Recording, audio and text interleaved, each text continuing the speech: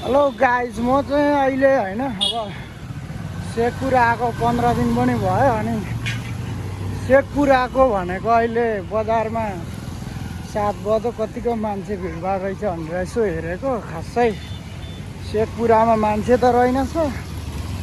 7 बजे बजारै शान्त हुँदो रहेछ। अब अहिले भनेको म यसो 7 बजीतिर हिँड्दैछु होइन। अहिले भनेको एकदम मान्छे पनि शान्त भयो। किन भन्दाखेरि अब दिउँसो भनेको फेरि मलाई हो भिडियो बनाउन लाज लाग्छ। अनि राति चाहिँ गरेको 15 दिनदेखि म गाइज इन्डियामा एकदम घुमिरहेको छु होइन।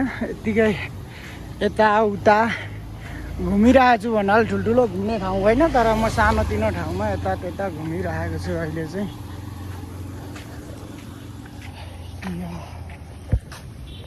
म चाहिँ भनेको अहिले हो फेरि पुरा यहाँ जङ्गलतिर हिँड्दैछु के कस्तो रहेछ भनेर।